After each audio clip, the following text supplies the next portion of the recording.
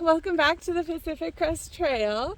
It is July 13th, day 63 out here. For me, if you're new here, my name is Suzanne. I'm the writer and photographer for the blog Barking and Barkers, all about traveling with your dog. And here's my good girl, Chloe Rue. You can see Seth up there. You can see Mount Hood right there. It's a beautiful view. I'm excited to share the waterfall with the snow melt going on. I don't know if you guys can see that, but we'll get closer and then I bet you will be able to. It's been a really great day. We had a couple days to rest at Timberline, and Seth's parents came up and treated us to food and just being around family and people who we love and who are supporting us and caring for us out here. It's just so nice. I love that we got to spend that time together, and it was just really special. And we had so much food. The buffet is $30 and we definitely ate $50 worth of food. I was doing the math. I had salmon, I had a yogurt parfait, I had a Belgian waffle, and that was like the least of it. And then fruit and meat and a vegetable tray. Oh my gosh, it was so good. So that was Timberline, and I had never seen The Shining before. I mean, I like scary movies. I don't know why I'd never seen it. I'm just not a big movie watcher, I guess. And yeah, they let you either go down to the theater and you can watch it with a group of people. But since we had the girls, we didn't really want to leave them alone at night that long. So yeah, we were able to bring it up into our room and watch it at our own leisure, and that was really fun. So here's Johnny. Now that's what I know what that's from now. So classic Stephen King scary movie. And if you don't know, Timberline is the historic hotel that was used for a lot of the outdoor scenes in that movie, which is great because the snow is very real up there. And people were still up there skiing, snowboarding, had a kids camp for skiing and snowboarding going on while we were there. Just so cool.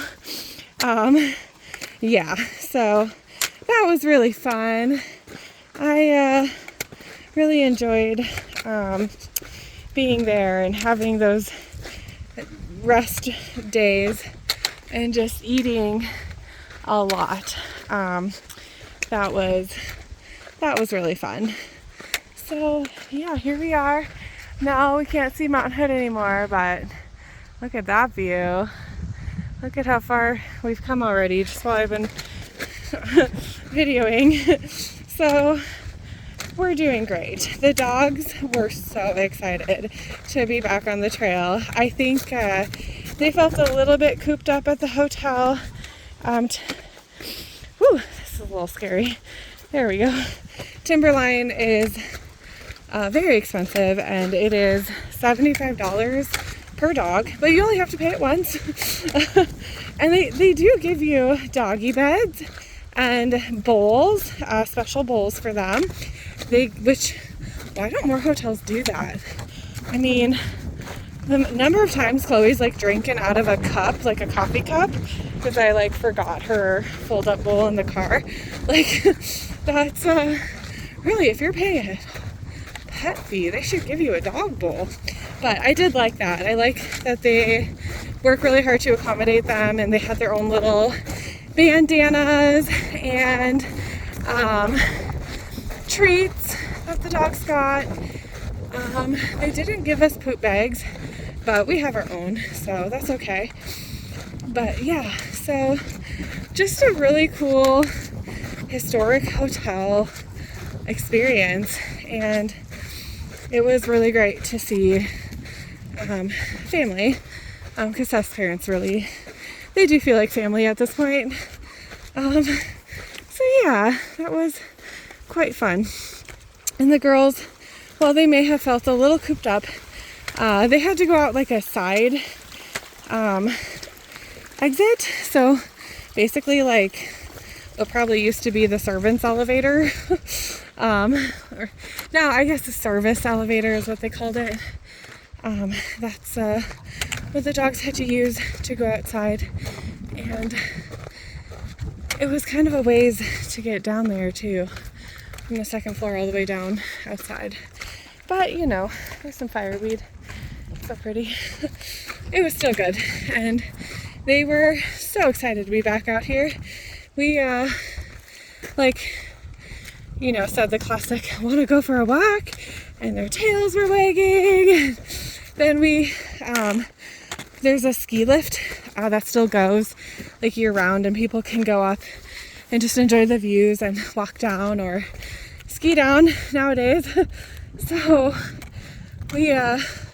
we're going underneath that, and I don't think Chloe's ever seen that before. I know she's been like snowboarding with me and stuff, but normally there's like a pet friendly area you can bring them. You can't really bring them down the main mountain area. Whew, sorry, this is a hill. Okay, we're gonna breathe and look at that pretty flower. That is so beautiful.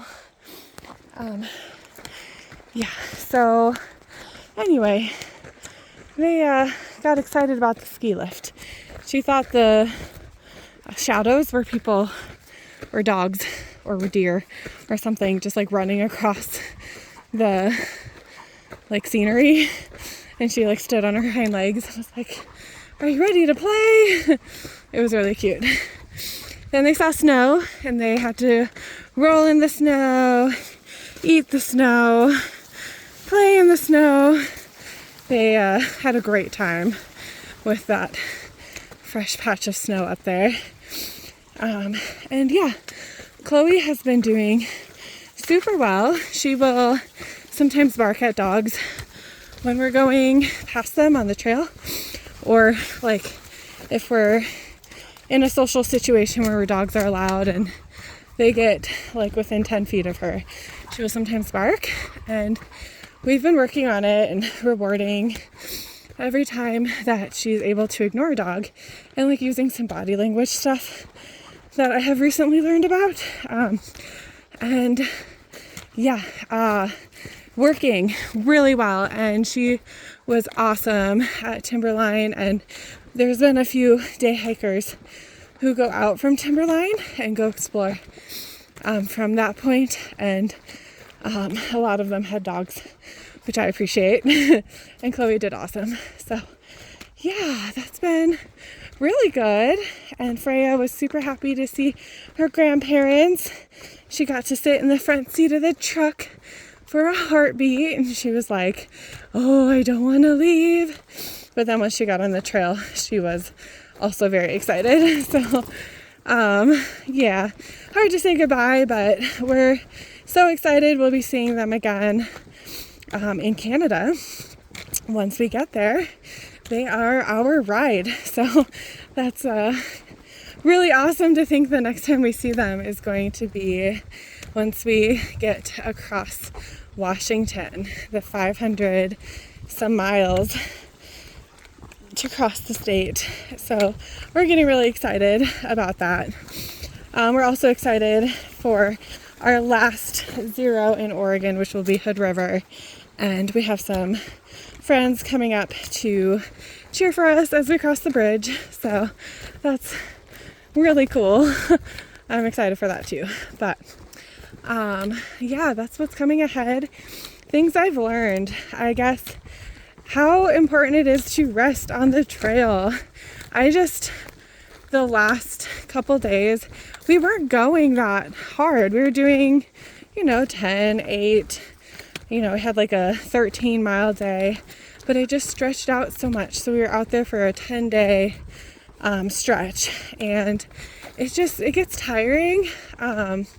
It just wears you down a little bit. So once you have that zero, that rest day to just like eat and sleep, I just feel so much better. Just completely refreshed, ready to go.